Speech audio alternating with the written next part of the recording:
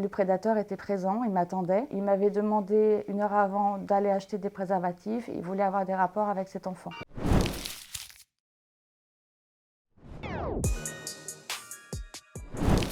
Bonjour, alors moi je suis Naïla Mour, je suis une maman de 3 enfants et femme de ménage dans la vie de tous les jours. À côté, je suis également la cofondatrice du collectif La Team Mour et auteure du livre Les prédateurs sont dans la poche de vos enfants aux éditions Télémac.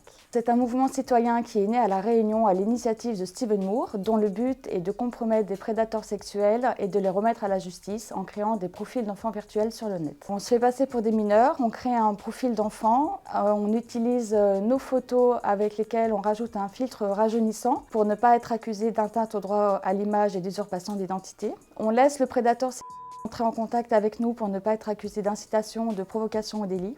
Et enfin, surtout, on ne diffuse pas l'identité de l'auteur des faits ainsi que les échanges récoltés sur Internet pour ne pas être accusé d'atteinte à la vie privée. Donc ce sont des points très importants à respecter. Tout a commencé en avril 2019 lorsque j'ai visionné plusieurs reportages, dont celui de Karl Zero, Zandvoort, le fichier de la honte, d'Enfants, la fin du silence d'Élise Lucet. Donc des reportages qui m'ont profondément bouleversée.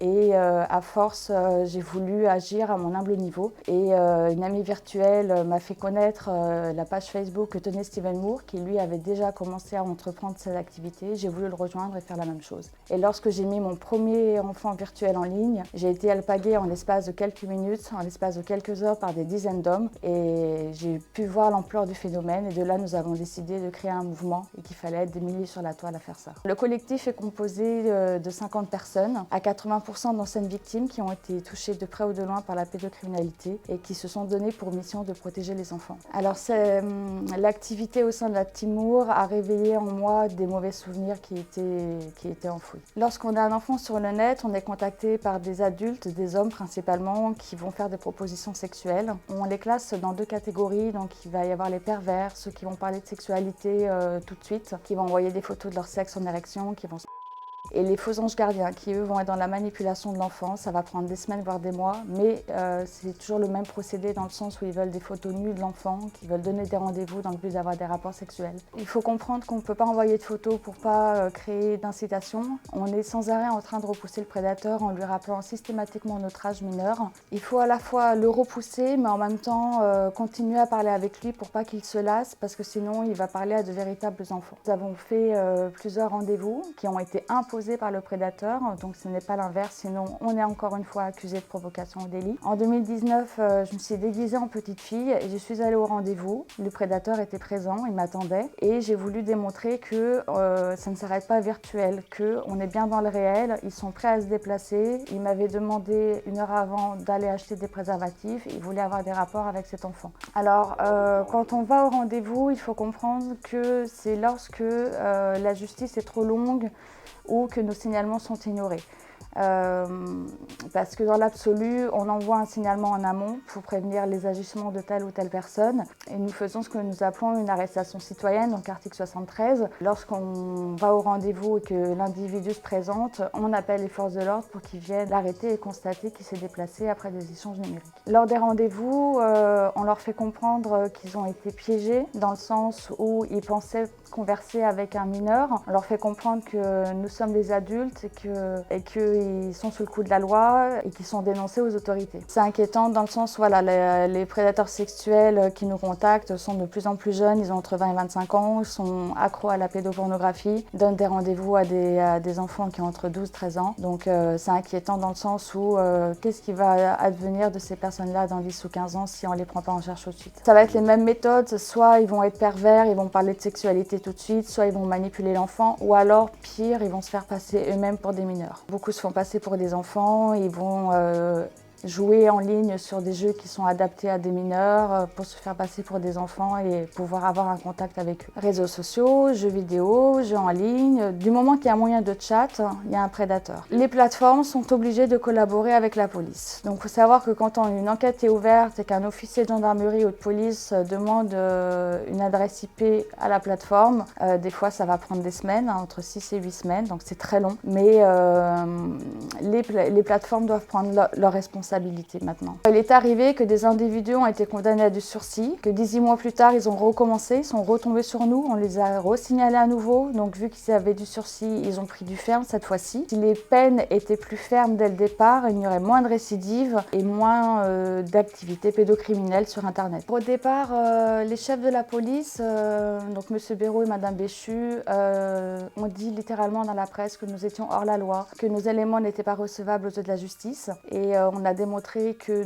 notre activité respectait un cadre légal. Et nous avons quand même permis des dizaines de condamnations, donc du ferme et du sursis. Donc nous avons persévéré et démontré que ce que nous faisons était d'utilité publique, était nécessaire et que sans notre activité, ces individus seraient passés sous les radars de la justice. Alors aujourd'hui, nos rapports avec les magistrats et les autorités se passent très bien.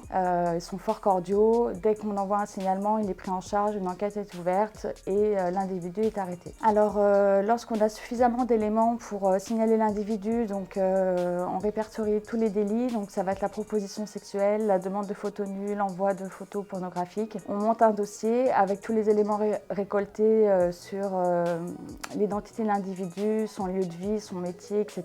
Et nous envoyons un signalement au procureur dont dépend l'auteur des faits. Il faut savoir qu'en décembre 2019, nous avons lancé un mouvement dans lequel nous avons permis la création de plusieurs collectifs et associations qui utilisent la même méthode. Tous les résultats entre leur groupe ainsi que le nôtre, nous sommes à plus de 200 arrestations à travers le monde. Pour notre part, nous avons permis la condamnation de 37 individus. Ce qu'il faut comprendre aussi, c'est que nous n'avons pas les suites puisque nous ne sommes pas la victime réelle. La victime n'existe pas, donc nous ne sommes pas tenus de savoir les suites de l'enquête. Donc c'est au bon vouloir du magistrat ou des forces de l'ordre, ou alors on apprend les suites du dossier lorsque l'affaire a été médiatisée. Aujourd'hui, on demande un statut, un cadre légal. Depuis quelques années, un cadre légal qui nous a été promis par Emmanuel Macron en 2019. On est en 2023, à ce jour, rien n'a été fait pour que notre collaboration et notre travail avec les forces de l'ordre soient officiels. Même si elles fonctionnent très bien dans l'ombre, on voudrait avoir un statut. On réclame aussi le durcissement des peines. Déjà que les peines en vigueur soient appliquées, mais qu'elles soient durcies. Une meilleure prise en charge des victimes, une meilleure écoute de la parole de l'enfant, la reconnaissance de l'amnésie traumatique et on milite pour que le gouvernement mette plus de moyens parce qu'on démontre qu'avec 0 €, avec aucun moyen et de la volonté, on arrive à faire bouger les lignes. Alors j'ai voulu écrire ce livre qui à l'origine était un journal de bord dans le sens où j'écrivais les choses pour moi, je racontais ce que je vivais tous les jours à travers le collectif